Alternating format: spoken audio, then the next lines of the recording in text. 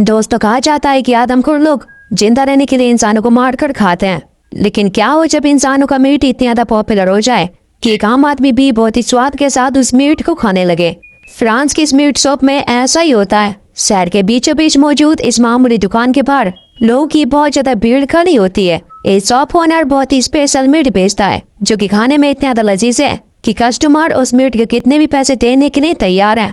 अब धीरे धीरे कर दिन बीत रहे, लेकिन न ही उस दुकान की भीड़ कम हुई और न ही उस मीट की पॉपुलैरिटी। इस मीट का टेस्ट ऐसा था कि अगर जिस भी इंसान ने इसे एक बार खाया तो वो इसे भूल ही नहीं पा रहा था। अब एक दिन एक कस्टमर ने शॉप के मालिक विंसेंट से पूछ लिया कि आखिर ये मीट किस चीज का है। विंसेंट ने उससे झूठ बोलते हुए कह दिया कि ये मीट ईरानियन पिग का है, जिसके बारे में बहुत ही कम लोग जानते हैं। अब ये सुनते ही वहाँ के आसपास के इलाके में ये बात आग की तरह फैल गई और अब उस दुकान की भीड़ और ज्यादा बढ़ गई थी।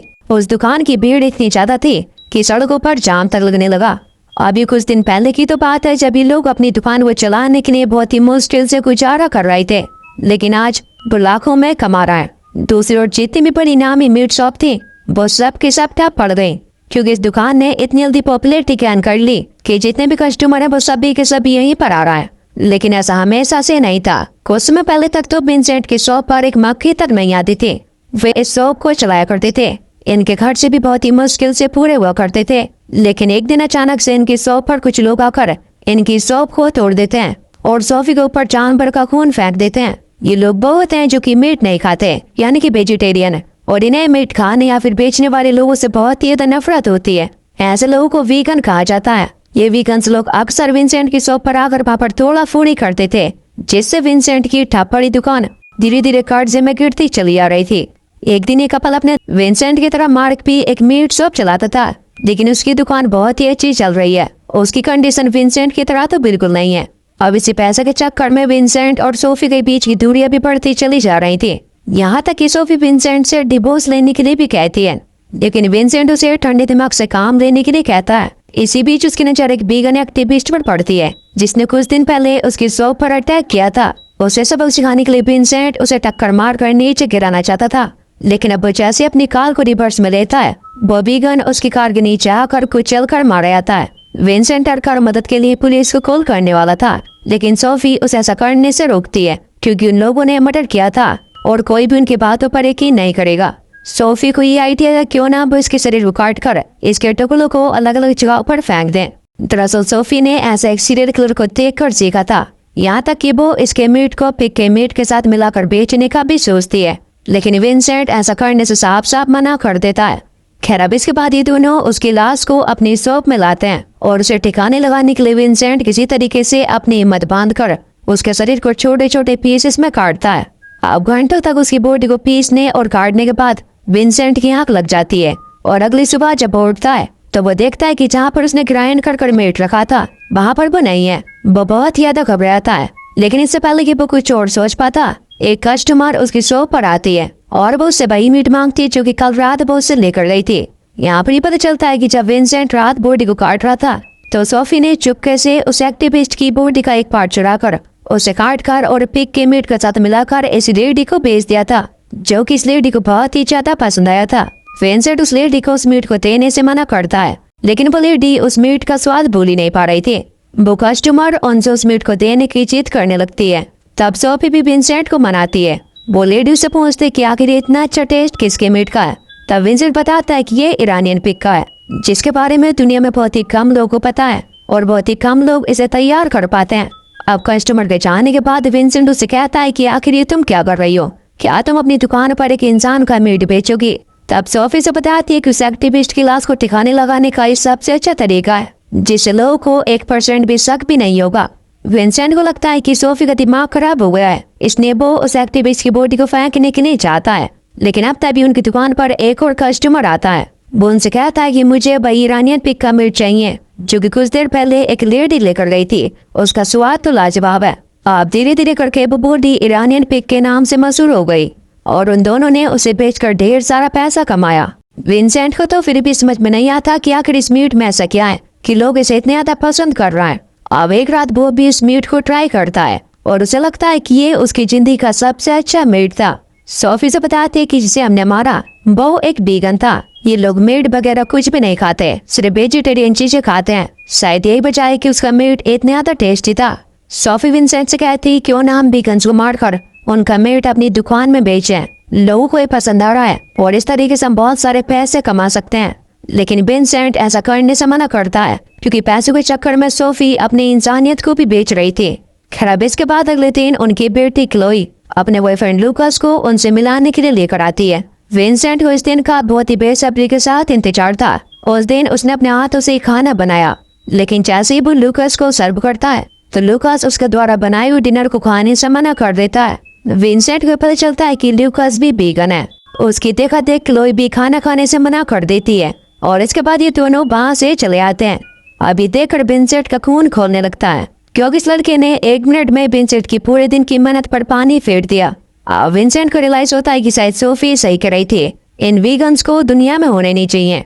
खैर अब इसके बाद ये दोनों एक वीगन रेस्टोरेंट में जाते हैं और मारने के लिए उस वीगन रेस्टोरेंट के मालिक को चुनते हैं। उनका प्लान बिल्कुल सिंपल था, पहले उस आदमी को मारना है और इसके बाद उसके पीसेस करके उन्हें ग्राइंड करके अपनी शॉप पर बेचना है। अब मौका देकर विंसेंट एक मीट काटने वाला चाकू लेकर उस आदमी का पीछा करता है, लेकिन जैसे ही उसके पास जाता है तो वो डर कर कांपने लगा। उसकी इतनी हिम्मत नहीं हुई कि वो उसके ऊपर चाकू चला सके। इसके बाद वो उन्हें बिना मारे वहां से निकल पड़ते हैं। सोफी कहते हैं कि हमें मारने के लिए अभी थोड़ी प्रैक्टिस की जरूरत है। खैर अब इसके बाद अगले दिन वो लोग वीगन्स लोगों के बीच में जाकर वहाँ पर वीगन बनने का नाटक करने लगते हैं। इतने सारे लोगों में उन्हें अपने सबसे कमजोर शिकार की तलाश थी। अब तभी उनकी मुलाकात वहाँ पर एक बहुत ही दुबले पतले आदमी से होती है, जो कि वहाँ पर उन्हें जानवरों के प्रति इतनी अच्छी भावना देखकर उनकी तारीफ करता है। अब सोफी को उसका टारगेट मिल गया था। वो उससे बात करने के लिए उसे पार्किंग एरिया में बुलाते हैं। वो उसे मारने के लिए अलग अलग तरीकों के बारे में सोचने लगते हैं, लेकिन तभी एक बार फिर से उनके प्लान पर पानी फिर जाता है। जब वो देखते हैं कि वो पतला आदमी अपने दोस्तों के साथ आया था, विंसेंट तुरंत ही अपना चाकू छुपा लेता है और वहां से जाने लगता है, लेकिन वो लोग उन्हें रोक लेते हैं और कहते हैं कि आज रात हम लोग एक मीट शॉप पर अटैक करने वाले हैं, तुम लोग भी हमारे साथ चलो। अब पकड़े जाने के डर से लोग उनके साथ जाने के लिए तैयार हो जाते हैं, लेकिन जब विंसेंट वहां पर पहुंचा तो उसे पता चला कि जिस शॉप को तोड़ने के लिए जा रहा है और किसी के नहीं बल्कि उसके दोस्त मार्क की शॉप थी। विंसेंट तो वैसे भी उसके फलते फूलते बिजनेस को देखकर उससे जलता था। वो सभी लोग उसकी दुकान में जाकर उसकी दुकान में तोड़फोड़ करते हैं।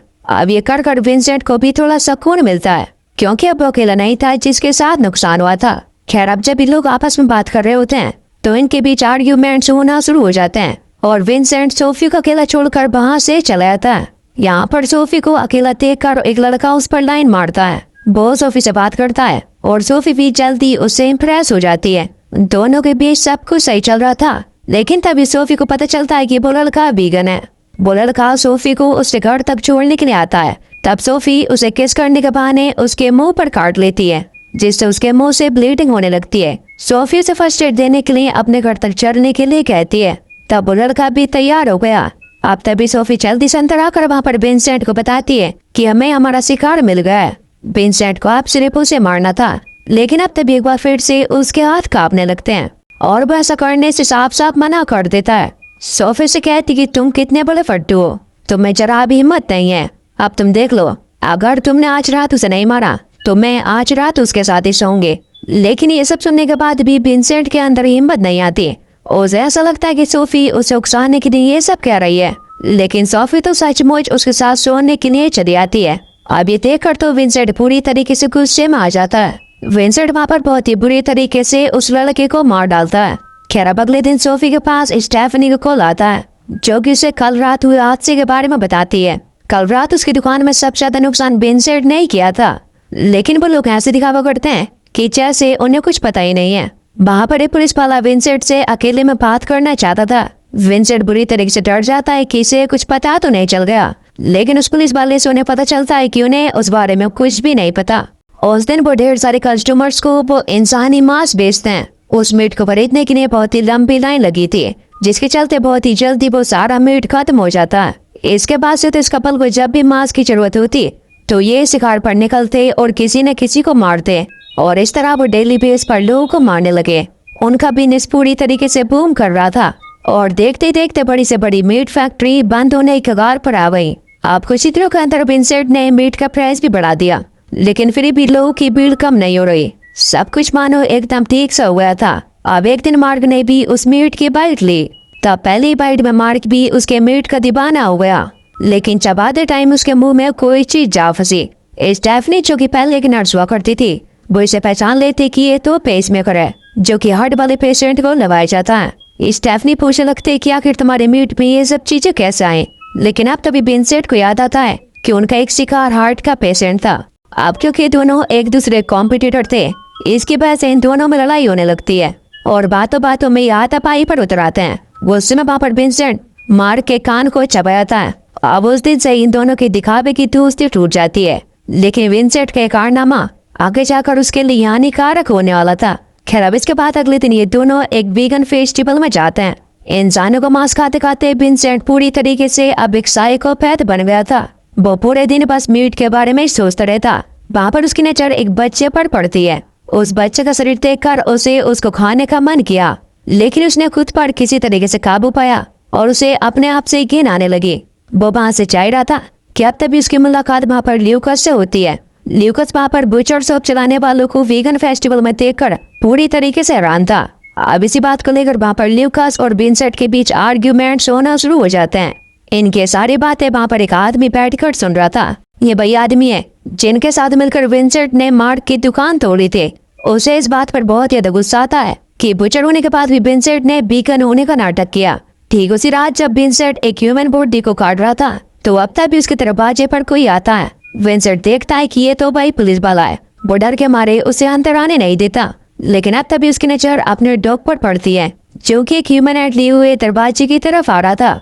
लेकिन अब तो ये पुलिस वाला वहां से चले आता है और इस तरीके से विंसेंट आज पकड़ने से वाल बचा। खैर अब इसके बाद सोफी और विंसेंट आपस में बात कर रहे थे, लेकिन अब तभी वहाँ पर ल्यूकस आ जाता है जो कि वीगन फेस्टिवल के लिए विंसेंट से माफी मांगने के लिए आया था।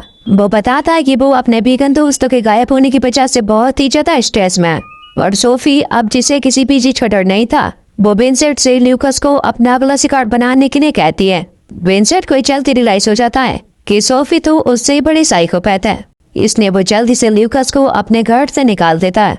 अगले ही दिन विंसेंट ने सोफी को बिना बताए अपने आने वाले कस्टमर से कह दिया कि अब हमने ईरानियन पिग का मीट बेचना बंद कर दिया है।